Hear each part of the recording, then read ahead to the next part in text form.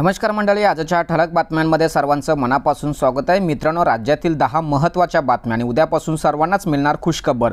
शुक्रवार 5 जुलै 2024 काही मिनिटांपूर्वीच्या बातम्या। मित्रांनो, बातम्यांना सुरुवात करण्यापूर्वी चॅनलवरती जर नवीन असाल तर कृपा करा चॅनलला सबस्क्राइब करा। अशाच महत्त्वपूर्ण अपडेट, महत्त्वपूर्ण बातम्या या चॅनलवरती येत असतात। चला तर मित्रांनो, आजच्या ठळक बातम्यांना सुरुवात करूया। आणि मित्रांनो, आजच्या दिवसभरातील सर्वात महत्त्वाची आणि पहिली बातमी, केंद्रीय कर्मचाऱ्यांसाठी आनंदाची बातमी। वित्त मंत्रालयाने पीएफ व्याजदरामध्ये केली वाढ, 7.1% व्याजदर केला जाहीर। आणि यानंतरची दिवसभरातील दुसरी सर्वात महत्त्वाची बातमी, माणिकराव कुळे यांनी दिलेल्या माहितीनुसार पुणे, अहमदनगर, सातारा, सांगली, कोल्हापूर, सोलापूर जिल्ह्यातील, दक्षिण नाशिक जिल्ह्यातील सिन्नर, दिंडोरी, निफाड, येवला, नांदगाव, चांदवड तालुक्यात उद्या शुक्रवार 5 जुलैपासून पुढील 5 दिवस 10 जुलैपर्यंत मध्यम व जोरदार पावसाची शक्यता असल्याचे कुळे म्हणाले। आणि यानंतरची सर्वात महत्त्वाची बातमी, विश्वचषक जिंकल्यानंतर टीम इंडियावर आता कौतुकासह बक्षिसांचाही वर्षा होत असल्याचे दिसून येते।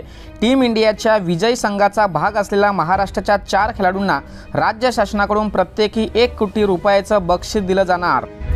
आणि शेतकऱ्यांसाठी अतिशय आनंदाची बातमी, 47,000 शेतकऱ्यांना सुमारे 13 कोटी रुपये पीक विमा मंजूर, लवकरच खात्यावर पूर्ण रक्कम जमा होणार। आमदार समाधान आवताडे यांची दिली माहिती। आणि शिक्षण क्षेत्रातील सर्वात महत्त्वाची बातमी, पेपर तपासणीत हलगर्जीपणा, झेडपी शिक्षकांना येणार अंगलट।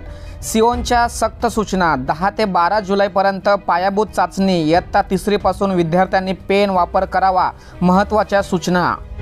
आणि लाडकी बहीण योजनेसाठी अतिशय महत्त्वाचा कागद समजला जाणारा जन्मदाखला, परंतु जन्मदाखल्याची नोंद करण्यासाठी शासनाची जन्ममृत्यू नोंदणी वेबसाईट 15 दिवसापासून बंद। अर्जांसाठी लागतायत 15 ते 20 दिवस, नागरिकांची तारांबळ। आणि यानंतरची सर्वात महत्त्वाची बातमी, हाथरस येथे झालेल्या घटनेसंबंधी सत्संग आयोजक समितीमधील 6 जणांवरती पोलिसांकडून कारवाई करण्यात आलेली आहे। 6 जणांना अटक करण्यात आलेली आहे। आरोपींवर पोलिसांकडून 1 लाख रुपयाचं बक्षीस जाहीर। आणि राजकीय क्षेत्रातील सर्वात महत्त्वाची बातमी, विधान परिषदेचे विरोधी पक्षनेते अंबादास दानवे उद्याच सभागृहात दिसणार। निलंबनाच्या कालावधीमध्ये 2 दिवसाची कपात।